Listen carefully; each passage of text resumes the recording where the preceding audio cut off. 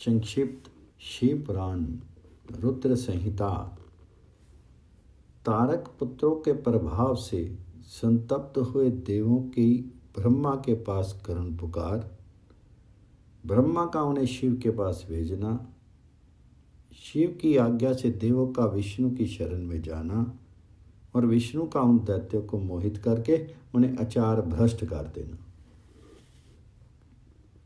सनत कुमार जी कहते हैं, महिषी तदंतर तारक पुत्रों के प्रभाव से दग्ध हुए इंद्र आदि सभी देवता दुखी होकर के परस्पर सलाह करके ब्रह्मा जी की शरण में गए।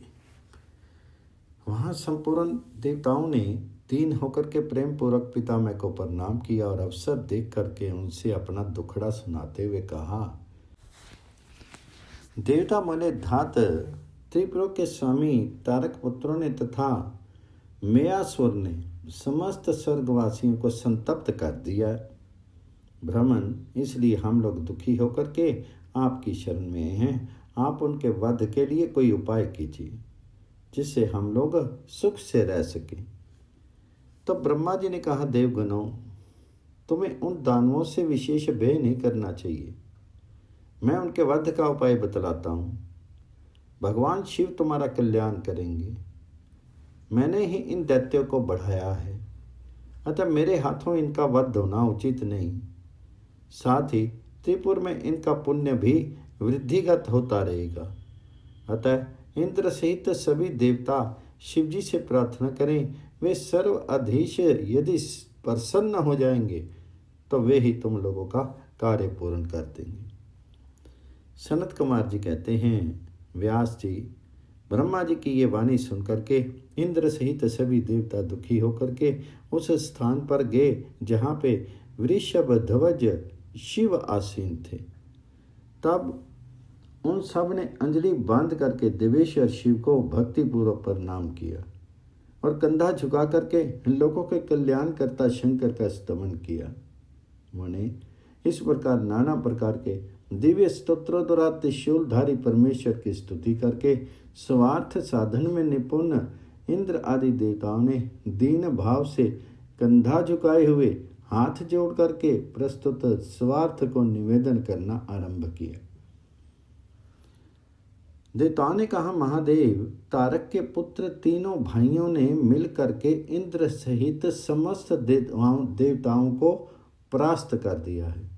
भगवान, उन्होंने त्रिलोकी तथा मुनीश्वरों को अपने अधीन कर लिया है। संपूर्ण सिद्ध स्थानों को नष्ट भ्रष्ट करके सारे जगत को उत्पीड़ित कर रखा है।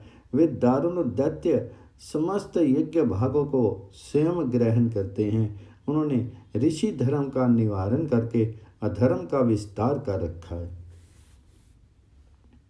शंकर, निश्चय वे तारक पुत्र समस्त प्राणियों के लिए अवध्य हैं, इसलिए वे स्वेच्छानुसार सभी कार्य करते रहते हैं। प्रभु, ये त्रिपुर निवासी दारुण दैत्य जब तक जगत का विनाश नहीं कर डालें, उसके पहले ही आप किसी ऐसी नीति का विधान करें जिससे इनकी रक्षा हो सके।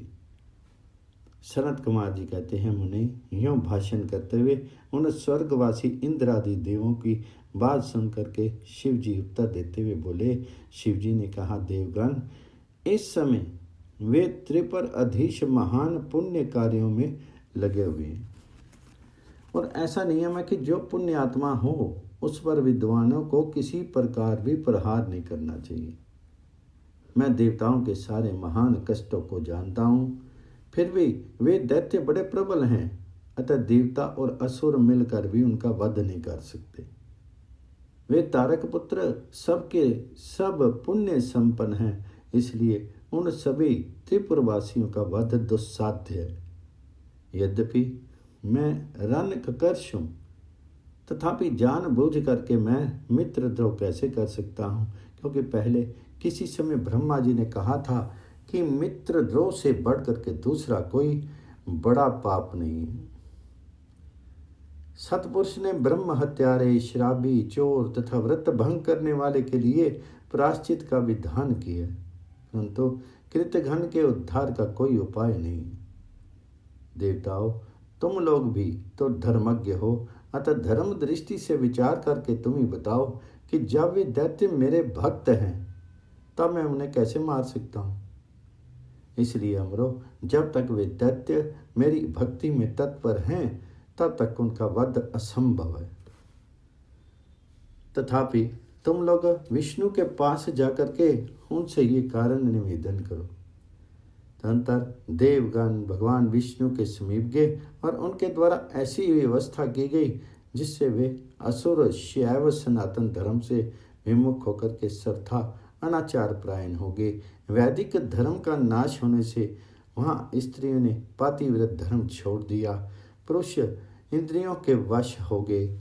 यों स्त्री पुरुष सभी दुराचारी हो गए। देव आराधन, श्राद्ध, यज्ञ, व्रत, तीर्थ, शिव विष्णु सूर्य गणेश आदि का पूजन, स्नान, दान आदि सभी शुभ आचरण नष्ट हो गए। तब माया तथा अलक्ष्मी उन पुरों में जा पहुंची। तब से प्राप्त लक्ष्मी वहीं से चली गई। इस प्रकार वहाँ अधर्म का विस्तार हो गया। मुनि तथा स्वेच्छा से भाइयों सहित उस दैत्यराज की तथा मैं की भी शक्ति कुंठित होगी। अध्याय 2 से 5 समाप्त। छठे अध्याय में देवों का शिवजी के पास जाकर के उनका स्तवन करना, शिवजी के त्रिपुर वध के लिए उद्यत ना होने पर ब्रह्मा और विष्णु का उन्हें समझाना, विष्णु के बतलाए हुए शिव मंत्र का देवों द्वारा तथा विष्णु द्वारा जप, शिवजी की प्रसन्नता और उनके विश्वकर्मा द्वारा सर्वदेव में रथ का निर्माण। व्यास जी ने पूछा, सनत कुमार जी, जब भाइयों और पूर्ववासियों सहित उस दैत्यराज की बुद्धि विशेष रूप से मोह अच्छन्न होगी तब उसके बाद कौन सी घटना घटी विभु, ये सारा वृत्तांत वर्णन कीजिए। तो सनत कुमार जी ने कहा, मेछे, जब तीनों पुरों की पूर्वोक्त दशा हो गई, दैत्यों ने शिव अर्चन का परित्याग कर दिया, संपूर्ण स्त्री धर्म नष्ट हो गया और चारों ओर दुराचार फैल गया, तब भगवान विष्णु और ब्रह्मा के साथ सब देवता कैलाश पर्वत पर गए और सुंदर शब्दों में शिव की स्तुति करने लगे। महेश्वर देव, आप परम उत्कृष्ट आत्म बल से संपन्न हैं। आप इस सृष्टि के कर्ता ब्रह्मा, पालक विष्णु और संहर्ता रुद्र हैं। पर ब्रह्म स्वरूप आपको नमस्कार है। यों महादेव जी का स्तवन करके देवों ने उन्हें साष्टांग प्रणाम किया। फिर भगवान विष्णु ने जल में खड़े होकर के अपने स्वामी परमेश्वर शिव का मन ही मन स्मरण करके तन्मय होकर के दक्षिणामूर्ति के द्वारा प्रकटित रुद्र मंत्र का 1.5 करोड़ की संख्या का जप किया, जब तक सभी देवता उन महेश्वर में मन लगा करके यह उनकी स्तुति करते रहे। देवों ने कहा, प्रभु, आप समस्त प्राणियों के आत्म स्वरूप, कल्याणकर्ता और भक्तों की पीड़ा हरने वाले हैं।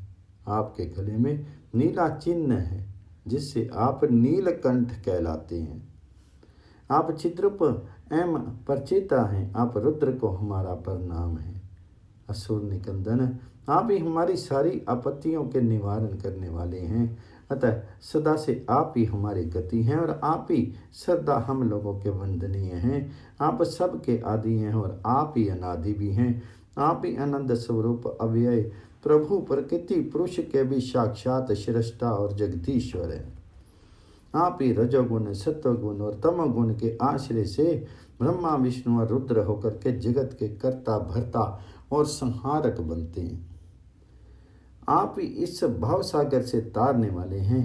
आप समस्त प्राणियों के स्वामी, अविनाशी, वरदाता, वांग्मय स्वरूप, वेद प्रतिपाद्य और वाचकता के से रहित हैं। योगवेता योगी आप ईशान से मुक्ति की याचना करते हैं। आप योगियों के हृदय कमल की करनी का विराजमान रहते हैं। वेद और संत जन कहते हैं कि आप पर ब्रह्म स्वरूप, तत्व रूप, तेजो राशि और प्रातपर हैं।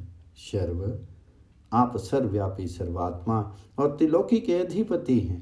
भव, इस जगत में जिसे परमात्मा कहा जाता है, वे आप ही हैं। जगत गुरु, इस जगत में जिसे देखने, सुनने, स्तमन करने तथा जानने योग्य बताया जाता है और जो अणु से भी सूक्ष्म तथा महान से भी महान है, वे आप ही। आप चारों ओर हाथ, पैर, नेत्र, सिर, मुख, कान और नाक वाले हैं। अतः आपको चारों ओर से नमस्कार है। सर्वव्यापी न, आप सर्वज्ञ, सर्वेश्वर, अनवरित और विश्व रूप हैं। आप विरूपाक्ष को सब ओर से अभिवादन है। आप सर्वेश्वर, भाव अध्यक्ष, सत्य में कल्याणकर्ता, अनुपम में और करोड़ों सूर्यों के समान प्रभावशाली हैं। आपको हम चारों ओर से दंडवत प्रणाम करते हैं। विश्व आराध्य, आदि अंत शून्य, 26वें तत्व, नियामक रहित तथा समस्त प्राणियों को अपने अपने कार्यों में प्रवृत्त करने वाले आपको हमारा सब ओर से प्रणाम है। आप प्रकृति के भी प्रवर्तक हैं, सबके प्रपिता में और समस्त शीरों में व्याप्त हैं। आप परमेश्वर को हमारा नमस्कार है। श्रुतियाँ तथा श्रुति तत्व के ज्ञाता विज्ञजन आपको वरदायक, समस्त भूतों में निवास करने वाला शंभु और श्रुति तत्वज्ञ बतलाते हैं। नाथ, आपने जगत में अनेकों ऐसे कार्य किए हैं जो हमारी समझ से परे हैं। इसलिए देवता, असुर, ब्राह्मण और अन्य स्थावर जंगम आपकी ही स्तुति करते हैं। शंभु, त्रिपुरवासी, दैत्यों ने हमें प्रायः नष्ट सा कर डाला है। अतः आप शीघ्र ही उन असुरों का विनाश करके हमारी रक्षा कीजिए, क्योंकि देव वल्लभ, हम देवों के एकमात्र आप ही गति हैं। परमेश्वर, इस समय वे आपकी माया से मोहित हो गए हैं। अतः प्रभु जी, वे भगवान विष्णु द्वारा बताई हुई युक्ति के चक्कर में फंस करके सारा धर्म कर्म छोड़ बैठे हैं। भक्तवत्सल, हमारे सौभाग्यवश इस समय उन दैत्यों ने संपूर्ण धर्मों का परित्याग कर दिया और नास्तिक शास्त्र का आश्रय ले रखा है। शरणदाता, आप सदा से देवताओं का कार्य करते आए हैं, इसलिए आज भी हम लोग आपके शरणापन्न हुए हैं। अब आपकी जैसी इच्छा हो वैसा कीजिए। सनत कुमार जी कहते हैं, मुनीश्वर, इस प्रकार महेश्वर का स्तमन करके देवगण दीन भाव से अंजलि बांध करके सामने खड़े हो गए। उस समय उनके मस्तक झुके हुए थे।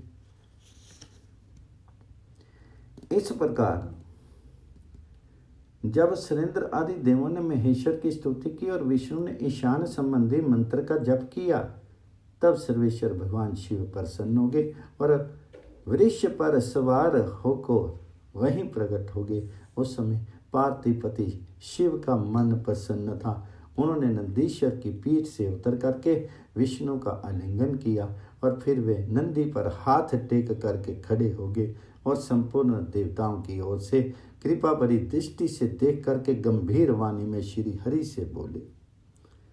शिवजी ने कहा, देव श्रेष्ठ, उन अधर्मनिष्ठ दैत्यों के तीनों पुरों को मैं नष्ट कर डालूंगा, इसमें संशय नहीं है। परंतु वे महादैत्य मेरे भक्त थे और उनका मन सुदृढ़ रूप में मुझ में लगा रहता था। अतः यद्यपि इस समय उन्होंने व्याजवश उत्तम धर्म का परित्याग कर दिया है, तथापि क्या वे मेरे ही द्वारा मारने योग्य हैं? इसलिए उन्होंने त्रिपुरवासी सारे दैत्यों को धर्म भ्रष्ट करके मेरी भक्ति से विमुख कर दिया है। वे विष्णु अथवा अन्य कोई भी उन्हें कोई नहीं मारते। मुनिवर, शंभु के ये वचन सुन करके उन समस्त देवताओं का तथा श्री हरि का भी मन उदास हो गया। जब सृष्टिकर्ता ब्रह्मा ने देखा कि देवताओं और विष्णु के मुख पर उदासी छा गई, तब उन्होंने हाथ जोड़ करके शंभु से कहना आरंभ किया। ब्रह्मा जी बोले, परमेश्वर, आप योग वेताओं में श्रेष्ठ पर ब्रह्म तथा सदा से देवों और ऋषियों की रक्षा में तत्पर हैं। अतः पाप आपका स्पर्श नहीं कर सकता। साथ ही आपके आदेश से ही तो उन्हें मुंह में डाला गया है। इसके प्रेरक तो आप ही हैं। इस समय अवश्य ही उन्होंने अपने धर्म का परित्याग कर दिया है और वे आपकी भक्ति से विमुख हो गए हैं, तथापि आपके सिवा दूसरा कोई उनका वध नहीं कर सकता। देवों और ऋषियों के प्राण रक्षक महादेव, साधुओं की रक्षा के लिए आपके द्वारा उन म्लेच्छों का वध उचित है। आप तो राजा हैं, अतः राजा को धर्म के अनुसार पापियों का वध करने से पाप नहीं लगता। इसलिए इस कांटे को उखाड़ करके साधु ब्राह्मणों की रक्षा कीजिए। राजा यदि अपने राज्य तथा सर्वलोक अधिपत्य को स्थिर रखना चाहता हो तो उसे अपने राज्य में एवं अन्यत्र भी ऐसा ही व्यवहार करना चाहिए। इसलिए आप देवगणों की रक्षा के लिए उद्यत हो जाइए, विलंब मत कीजिए। देव देवेश, बड़े बड़े मनीश्वर, यज्ञ, संपूर्ण वेद, शास्त्र, मैं और विष्णु भी निश्चय ही आपकी प्रजा हैं। प्रभु, आप देवताओं के सार्वभौम सम्राट हैं। ये श्री हरि आदि देवगण तथा सारा जगत आपका ही कुटुंब है। अजन्मा देव श्री हरि आपके युवराज हैं और मैं ब्रह्मा आपका पुरोहित हूँ तथा आपकी आज्ञा का पालन करने वाले शक्र राज कार्य संभालने वाले मंत्री हैं। सर्वेश, अन्य देवता भी आपके शासन के नियंत्रण में रह करके सदा अपने अपने कार्य में तत्पर रहते हैं। यह बिल्कुल सत्य है। सनत कुमार जी कहते हैं, व्यास जी, ब्रह्मा की ये बात सुनकर के सुर पालक परमेश्वर शिव का मन प्रसन्न हो गया। तब उन्होंने ब्रह्मा जी से कहा। शिव जी बोले, ब्राह्मण, यदि आप मुझे देवताओं का सम्राट बतला रहे हैं तो मेरे पास उस पद के योग्य कोई ऐसी सामग्री तो है नहीं जिससे मैं उस पद को ग्रहण कर सकूं, क्योंकि ना तो मेरे पास कोई महान दिव्य रथ है, ना उसके उपयुक्त सारथी है और ना संग्राम में विजय दिलाने वाले वैसे धनुष बाण ही हैं। मैं जिन्हें लेकर के मैं मनोयोग पूर्वक संग्राम में उन प्रबल दैत्यों का वध कर सकूं। यूं कह करके वे चुप हो गए। परंतु शिवजी को शीघ्र प्रस्तुत होते न देख करके समस्त देवता, कश्यप आदि ऋषि अत्यंत व्याकुल तथा दुखी हो गए। तब भगवान हरि ने उनसे कहा। भगवान विष्णु बोले, देवों तथा मुनियों, तुम लोग क्यों दुखी हो रहे हो? तुम्हें अपने सारे दुख पर त्याग कर देने चाहिए। अब तुम सब लोग आदर पूर्वक मेरी बात सुनो। देवगण, तुम ही लोग विचार करो कि महान पुरुषों की आराधना सुख साध्य नहीं होती। मैंने ऐसा सुना है कि महत आराधन में अपने महान कष्ट झेलना पड़ता है। पीछे भक्त की दृढ़ता देख करके इष्ट देव अवश्य प्रसन्न होते हैं, परंतु शिव तो समस्त गणों के अध्यक्ष तथा परमेश्वर हैं। ये तो आशुतोष ही ठहरे। अतः पहले ओम का उच्चारण करके फिर नमा का प्रयोग करें, फिर शिवाय कह करके 2 बार शुभम का उच्चारण करें। इसके बाद 2 बार कुरु का प्रयोग करके फिर शिवाय नमः ओम जोड़ दें। ऐसा करने से ओम नमो शिवाय शुभम शुभम कुरु कुरु शिवाय नमः ओम, ये मंत्र बन जाता है। बुद्धि विशारदो, यदि तुम लोग शिव की प्रसन्नता के लिए इस मंत्र का पुनः 1 करोड़ जप करोगे तो शिव जी अवश्य तुम्हारा कार्य पूर्ण करेंगे। मुने, प्रभावशाली श्री हरि ने जब यूं कहा तब सभी देवता पुनः शिव आराधन में लग गए। तत्पश्चात श्री हरि भी देवों तथा मुनियों के कार्य की सिद्धि के हेतु शिव में मन लगा करके विशेष रूप से विधि पूर्वक जप में तत्पर हो गए। मुनि श्रेष्ठ, इधर देवगण धैर्य संपन्न होकर बार बार शिव शिव यूं उच्चारण करते हुए 1 करोड़ जप करके सामने खड़े हो गए। इसी समय स्वयं साक्षात शिव पूर्वोक्त स्वरूप धारण करके प्रकट हो गए और यूं कहने लगे। श्री शिव जी बोले, हरे ब्राह्मण, देवगण तथा उत्तम व्रत का पालन करने वाले मुनियों, मैं तुम लोगों के इस जप से प्रसन्न हो गया हूँ। अतः अब तुम लोग अपने मनवांछित वर मांग लो। तो देवताओं ने कहा, देवादिदेव, कल्याणकर्ता जगदीश्वर, यदि आप हम पर प्रसन्न हैं तो देवों की विकलता का विचार करके शीघ्र ही त्रिपुर का संहार कर दीजिए। परमेश्वर, आप दीन बंधु तथा कृपा सिंधु की खान है। आपने ही सदा से हम देवताओं की बारंबार विपत्तियों से रक्षा की है, अतः इस समय भी आप हमारी रक्षा कीजिए।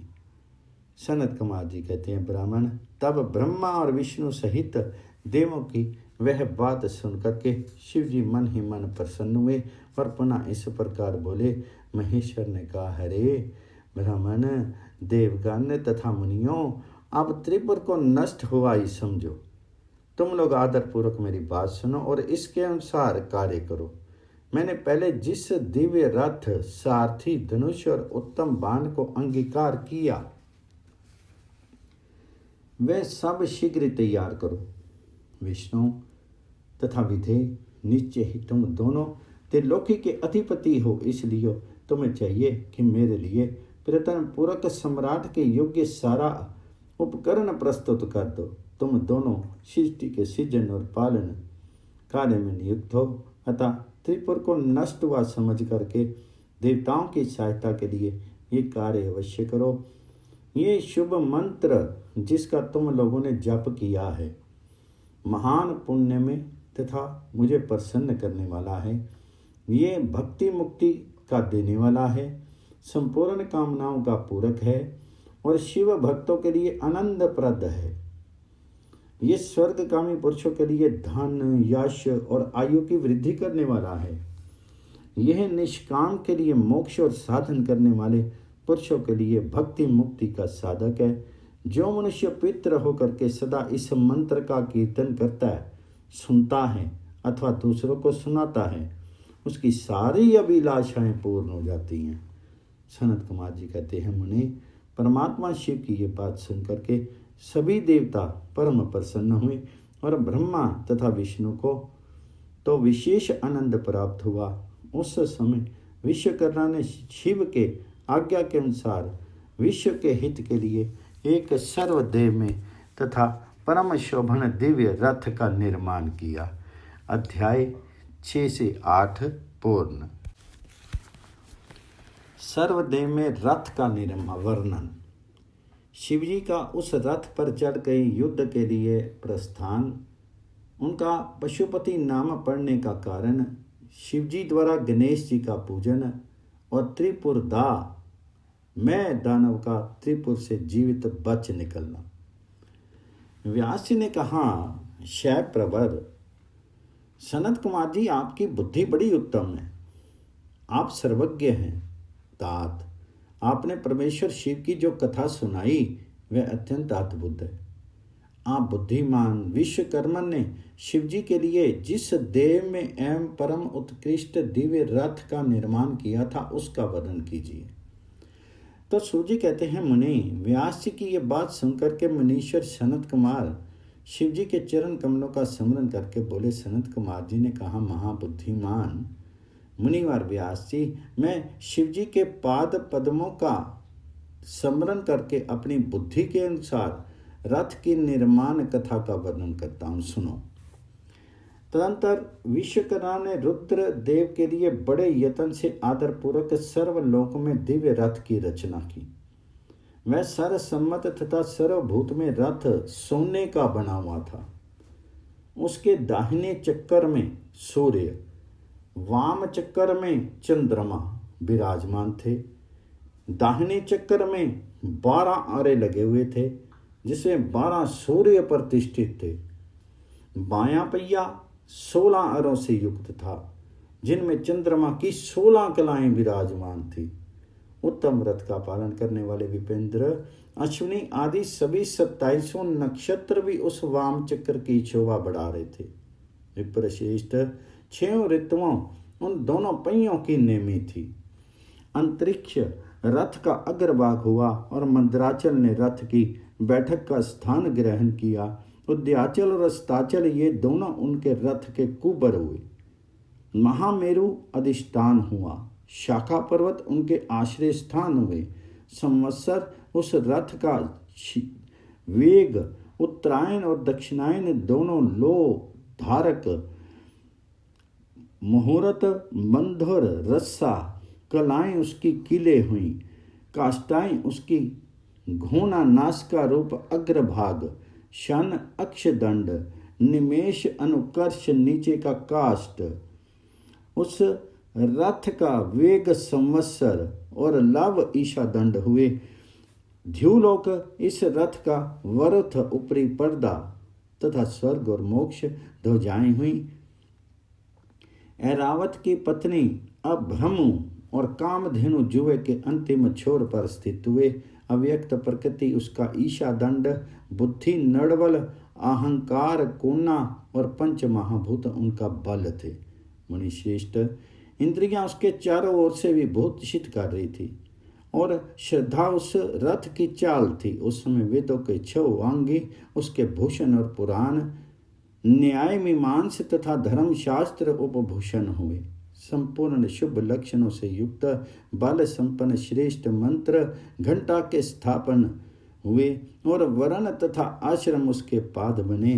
सहस्त्र फणों से शोभित शेष नाग बंधन रज्जु हुए और दिशाएं तथा उपदिशाएं उसके पाद बनी। पुष्कर आदि तीर्थों ने रत्न जड़ित स्वर्ण में पताकाओं का स्थान ग्रहण किया और चारों समुद्र उस रथ के आच्छादन वस्त्र बने। गंगा आदि सभी श्रेष्ठ सरिताओं ने सुंदरी स्त्रियों का रूप धारण किया और समस्त आभूषणों से विभूषित होकर के हाथ में चवर लेकर के यत्र तत्र स्थित होकर के वे रथ की शोभा बढ़ाने लगी। आमा आदि 7 वायुओं ने स्वर्ण में उत्तम सोपान का काम संभाला। लोकालोक पर्वत उसके चारों ओर का उप सोपान और मानस आदि सरोवर उसके सुंदर बायरी विषम स्थान हुए।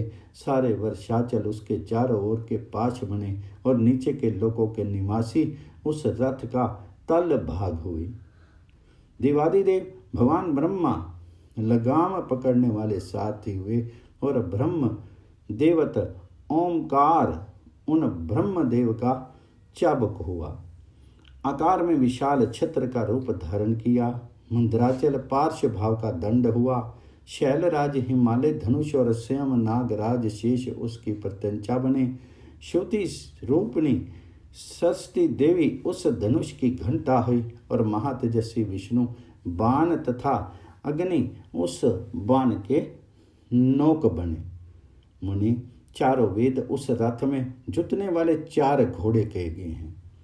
उसके बाद शेष बची हुई ज्योतियां उन अश्वों की आभूषण हुई। विष से उत्पन्न हुई वस्तुओं ने सेना का रूप धारण किया।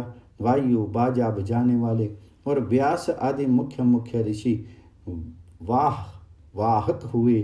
मुनीश्वर, अधिक कहने से क्या लाभ, मैं संक्षेप में ही बताता हूँ कि ब्रह्मांड में जो कुछ वस्तु थी वह सब उस रथ में विद्यमान हुई।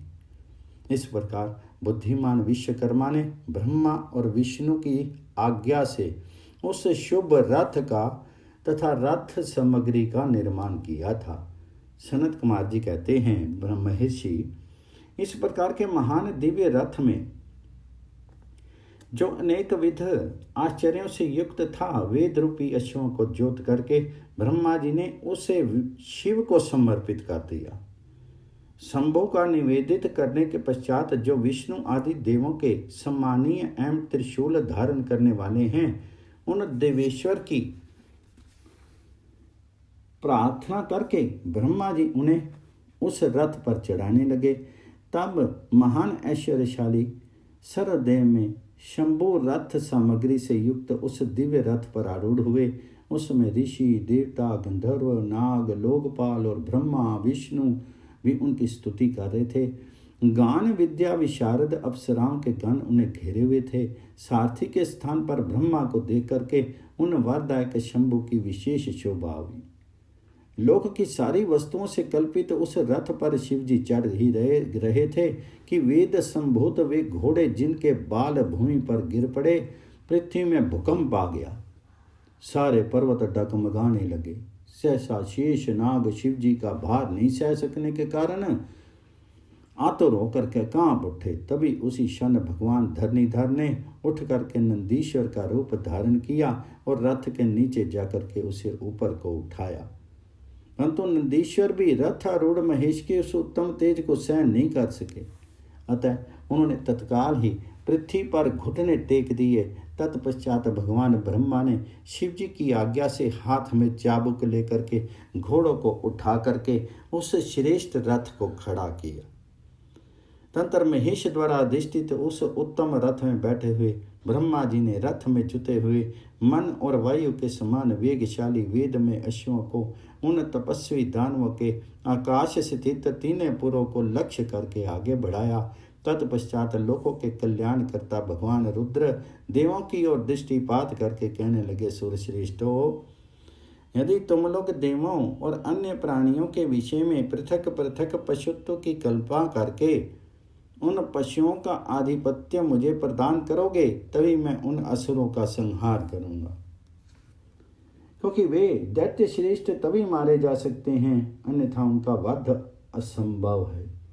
तो सनत कुमार जी कहते हैं, मुनि,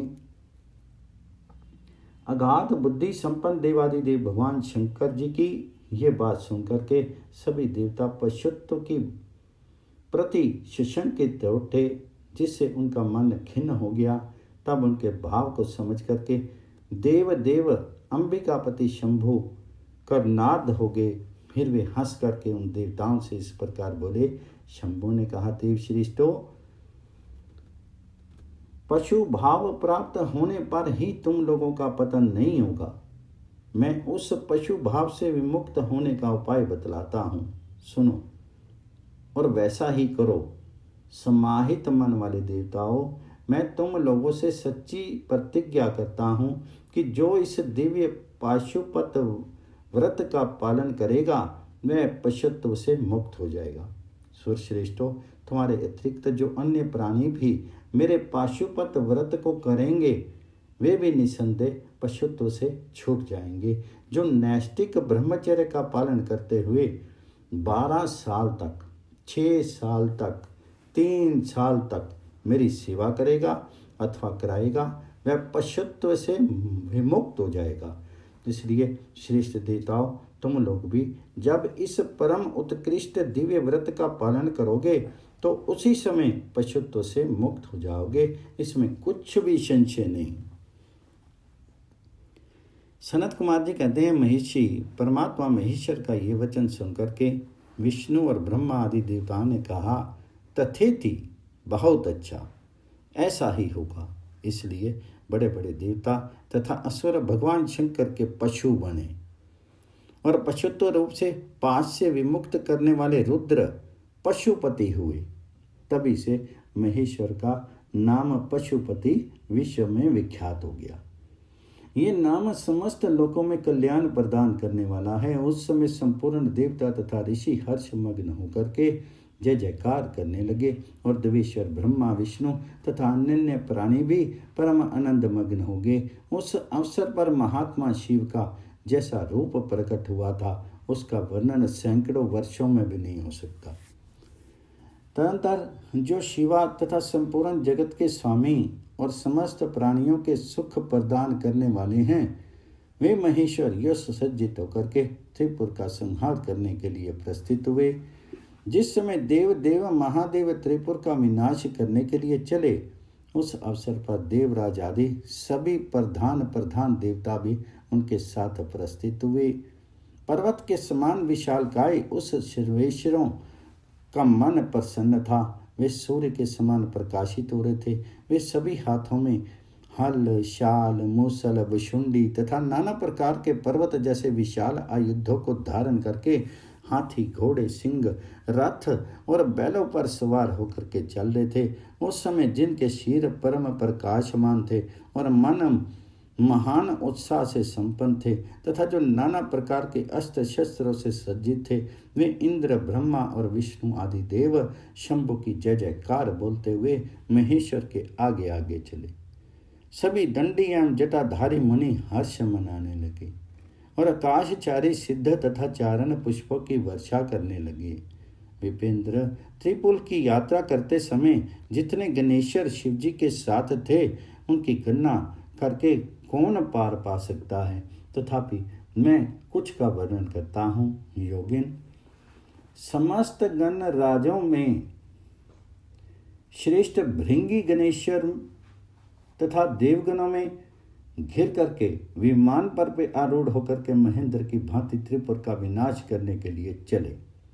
उनके साथ साथ केश, विगतवास, महाकेश, महाज्वर, सोमवल्ली, स्वर्ण, सोमप, सनक, सोमधृक, सूर्यवर्चा, सूर्य प्रेक्षणक, सूर्याक्ष, सूरीनामा, सोर, सुंदर, प्रस्कंद, कुंदर, चंड, कंपन, अतिकंपन, इंद्र, इंद्रजय, यंता, हिमकर, शताक्ष, पंचाक्ष, सहस्त्राक्ष, महोदर, सतीजहो, शतास्य, रंक, कपूरनूतन, कपूरपोतन, द्विशिख, त्रिशिख, अहंकार कारक, अजवक्त्र, अष्टवक्त्र, हयवक्त्र, अर्धवक्त्र आदि बहुत से अपर में बलशाली वीर गण अध्यक्ष लक्षण की परवाह न करते हुए महेश्वर को घेर करके चल रहे थे। व्यास जी तदंतर महादेव शंभु संपूर्ण सामग्रियों सहित उस रथ पर स्थित होकर के उन सुरद्रोहियों के तीनों पुरों को पूर्णतः दग्ध करने के लिए उद्यत हुए। उन्होंने रथ के शीर्ष स्थान पर स्थिर होकर के उस महान अद्भुत धनुष पर प्रत्यंचा चढ़ाई और उस पर उत्तम बाण का संधान करके वे रोष आवेश से होठ को चाटने लगे। फिर धनुष की मूड़ को दृढ़तापूर्वक पकड़ करके और दृष्टि में दृष्टि मिला करके वे वहां अचल भाव से खड़े हो गए, परंतु उनके अंगूठे के अग्र भाग में स्थित होकर के गणेश निरंतर पीड़ा ही पहुंचाते रहे, जिससे वे तीनों पुर त्रिशूलधारी शंकर का लक्ष्य नहीं बन सके। तब धनुष्य बाणधारी मंजुकेश विरूपाक्ष शंकर ने परम शोभन आकाशवाणी सुनी। उस व्योमवाणी ने कहा, ऐश्वर्यशाली जगदीश्वर, जब तक आप इन गणेश की अर्चना नहीं करेंगे तब तक इन तीनों पुरों का संहार नहीं कर सकेंगे। तब ऐसी बात सुनकर के अंधकासुर के निहंता भगवान शिव ने भद्रकाली को बुला करके गजानन का पूजन किया। जब हर्षपूर्वक विधि विधान सहित अग्रभाग में स्थित उन विनायक की पूजा की गई तब वे प्रसन्न हो गए। फिर तो भगवान शंकर को उन तारक पुत्र महामनस्वी दैत्यों के तीनों नगर यथोक्त रूप से आकाश में स्थित दिख पड़े। इस विषय में कुछ लोग ऐसा कहते हैं कि जब शिवजी स्वयं स्वतंत्र पर ब्रह्म सगुण निर्गुण सबके द्वारा अलक्ष्य स्वामी परमात्मा निरंजन पंचदेव में पंचदेवों के उपास्य और प्रातर प्रभु हैं, वे ही सबके उपास्य हैं, उनका उपास्य कोई नहीं है, तब सबके वंदनीय पर ब्रह्म स्वरूप उन देवेश्वर माहेश्वर के विषय में ये बात उचित नहीं जान पड़ती कि उनकी कार्य सिद्धि अन्य की कृपा पर अवलंबित हो, परंतु मुने उन देवादिदेव वरदानी महेश्वर के चित्र में लीलावश सब कुछ घटित हो सकता है। अस्तु इस प्रकार जब गण अधिप का पूजन करके महादेव जी स्थित हुए तब वह तीनों पुर कालवश शीघ्र ही एकता को प्राप्त हो गए। मुने उन त्रिपुरों के परस्पर मिलकर एक हो जाने पर महान आत्मबल से संपन्न देवताओं को महान हर्ष हुआ। तब संपूर्ण देवगण सिद्ध और परम ऋषि अष्टमूर्तिधारी शिव की स्तुति करके उच्च स्वर से जय जयकार करने लगे। उस समय ब्रह्मा और जगदीश्वर विष्णु ने कहा, महेश्वर, तारक के पुत्र उन त्रिपुर निवासी दैत्यों का वध का समय आ गया है। विभो, इसलिए ये पुर एक हो गए हैं, अतः देवेश जब तक ये त्रिपुर पुनः अलग हों उसके पहले ही आप बाण छोड़ करके इन्हें भस्म कर डालिए और देवताओं का कार्य सिद्ध कर दीजिए। मुने तदंतर शिवजी ने धनुष की डोरी चढ़ा करके उस पर पूज्य पाशुपत अस्त्र नामक बाण का संधान किया और उसे वे त्रिपुर पर छोड़ने का विचार करने लगे। शंकर जी ने जिस समय अपने अद्भुत धनुष को खींचा था उस समय अभिजित मुहूर्त चल रहा था। उन्होंने धनुष की टंकार तथा दूसरा दुस्सह सिंहनाद करके अपना नाम घोषित किया और उन महासुरों को ललकार करके करोड़ों सूर्यों के समान प्रकाशमान उस भीषण बाण को उन पर छोड़ दिया। तब जिसके नोक पर अग्निदेव प्रतिष्ठित थे और जो विशेष रूप से पाप का विनाशक तथा विष्णु में था, उस महान जाज्वल्यमान शीघ्रगामी बाण ने उन त्रिपुर निवासी दैत्यों को दग्ध कर दिया। तत्पश्चात वे तीनों पूर्वी भस्म हो गए और एक साथ ही चारों समुद्रों रूपी मेखला वाली भूमि पर गिर पड़े। उस समय शिव जी की पूजा का अतिक्रमण कर देने के कारण सैकड़ों दैत्य उस बाण स्थित अग्नि से जल करके हाहाकार मचा रहे थे। जब भाइयों सहित तारकाक्ष जलने लगा, तब उसने अपने स्वामी भक्तवत्सल भगवान शंकर का स्मरण किया और मन ही मन महादेव को देख करके परम भक्ति पूर्वक नाना प्रकार से विलाप करता हुआ वह उनसे कहने लगा। तारकाक्ष बोला, भाव आप हम पर प्रसन्न हैं, ये हमें ज्ञात हो गया है। इस सत्य के प्रभाव से आप फिर कब भाइयों सहित हमको दग्ध करेंगे। भगवान, जो देवता और असुरों के लिए अप्राप्य है, वे आपके हाथ से मरण रूप दुर्लभ लाभ हमें प्राप्त हो गया। अब जिस जिस योनि में हम जन्म धारण करें, वहाँ हमारी बुद्धि आपकी भक्ति में भावित रहे। मुने, यों वे दैत्य विलापकारी रहे थे कि शिव जी की आज्ञा से उस अग्नि ने उन्हें अद्भुत रीति से जला करके राख की ढेरी बना दिया। व्यास जी और भी जो बालक और वृद्ध दानव थे, वे शिव आज्ञा के अनुसार उस अग्नि द्वारा शीघ्र ही जलकर भस्म हो गए। यहाँ तक कि उन त्रिपुरों में जितनी स्त्रियां और पुरुष थे, वे सब के सब उस अग्नि में उसी प्रकार दग्ध हो गए जैसे कल्पांत में जगत भस्म हो जाता है। उस समय उस भीषण अग्नि से कोई भी स्थावर जंगम बिना जले नहीं बचा, किंतु असुरों का विश्वकर्मा अविनाशी मैं बच गया, क्योंकि वह देवों का अवरोधी शंभु के तेज से सुरक्षित और सद्भक्त था। विपत्ति के अवसर पर भी वह महेश्वर का शरणागत बना रहता था। जिन दैत्यों तथा अन्य प्राणियों का भाव अभाव अथवा कृत के प्राप्त होने पर नाशकारक पतन नहीं होता, वे विनाश से बचे रहते हैं। इसलिए सत्पुरुषों को अत्यंत संभावित उत्तम कर्म के लिए ही प्रयत्न करना चाहिए, क्योंकि निंदित कर्म करने से प्राणी का विनाश हो जाता है। अतः गर्हित कर्म का आचरण नहीं करना चाहिए, भूल कर भी नहीं करना चाहिए।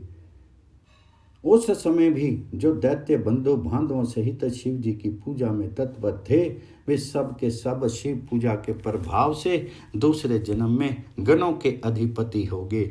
अध्याय 9 और 10 पूर्ण।